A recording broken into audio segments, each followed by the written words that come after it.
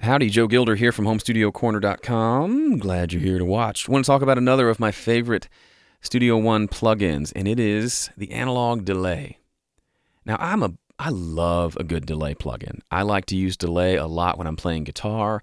More often than not on a mix, I will put at least the lead vocal through some delay of some sort, and this is the delay I tend to reach for most of the time. I like delays that are simple, but give me all the features that I need. And the analog delay in Studio One does that very nicely. So walking from left to right, we can set up the time of the delay.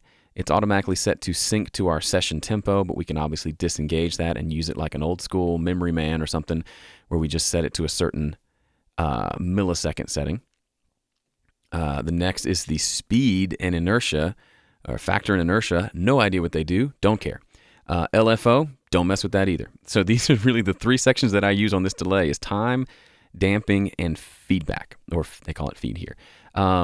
So damping is basically just a low pass and a high cut.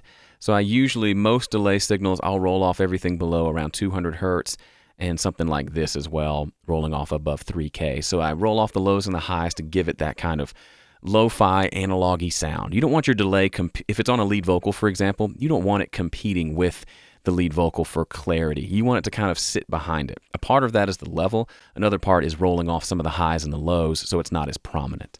And then here's the feedback setting. This is just how many repeats are there. And if you turn it all the way up, obviously it feeds back on itself and causes that cool sound that sometimes you want in a mix. And there's this cool boost feature. So sometimes you only want it to repeat a couple of times in the delay, but it's a little too quiet. And if you turn up the amount of signal, it tends to start repeating more. Does that make sense? So here, there's a boost button for the feedback. So if you want the taps on the delay, the feedback on the delay to be a little bit louder, without having there be more repeats there, you can hit this boost button. I use that a lot. I don't know exactly how much it's boosting it, but it turns up the tail of the delay, if that makes sense. And then width here, it defaults to ping pong, which means if it's a stereo signal, it's going to take the left signal and delay it, and then it's going to send that over to the right.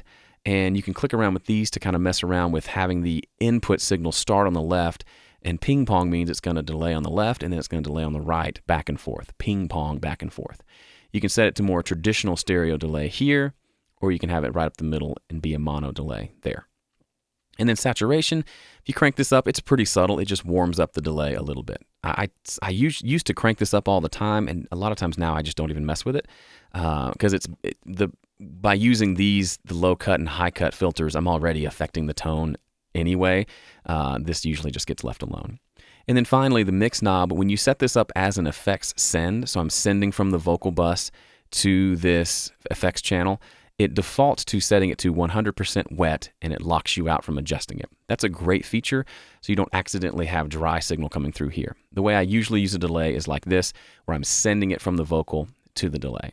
So let me go through a few of the tones that I like for a delay. So the first, for like a slapback delay, I'll set it to something like 100 milliseconds, turn the feedback all the way down, and low and high cut stay about there. And here's what that sounds like. Without you, I give it all up tonight to hold you. I give up the red running through my blood. So if we want that delay to be a little thinner, we can roll that low cut up. Without you, I give it all up tonight. So that's slapback delay is a great way to just add some depth to a vocal without it being a big reverb with a tail. The other thing you can do is obviously set up a time-based delay, add some feedback, and this is kind of the typical delay you probably think of. It's repeating over and over. Without you, I give it all up tonight to hold you. Roll that high cut up to let a little more highs come through so you can hear it a little more clearly. Again, it's kind of a taste sort of thing. Here's with that boost turned back on. Without you, without you. Hear the chew, chew, chew, chew. That was a little bit louder because we engaged that boost. And then here's what ping pong would sound if we set it to the left. Without you. So the delay, the input, it's a little confusing. The input from the vocal came in on the left side, and so it was ping-ponged over to the right, so you heard it first on the right and then back on the left. It's ping-ponging back and forth. That's an effect you can overuse, so don't do it too much, but in certain scenarios, especially something like a background vocal or a bunch of different vocals, it makes them sound like there's a lot more people there during the part, and it kind of is a great way of giving you almost a doubled sound by using some delays like that.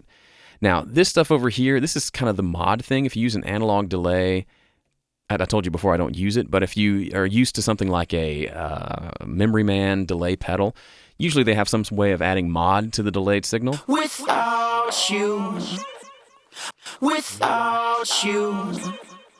No idea what that's doing. So, like I said, don't ever use it, so I just leave it alone. I thought that was going to be different. So there you go. This is the analog delay that I use. If I'm using a delay in a mix, there's a 90% chance this is the one I'm using, and I'm using it in one of these ways. You can set this up with dotted eighth note delay, quarter note triplet, half note triplet. You've got a lot of options, and you can click here to quickly choose what you want. If you want a full one bar, whole note delay, all the D stands for dotted, the T stands for triplet, and these are just the straight half note, quarter note, eighth note, 16th note, blah, blah, blah. Great tool, lots of functionality. It doesn't look like much. It's just a couple of knobs, but man, you can do a lot with this delay. Spend some time with it. It's a great delay to get to know, and you can add some really cool tones to your mixes. Thanks for watching. I'm Joe from Home Studio Corner. Bye.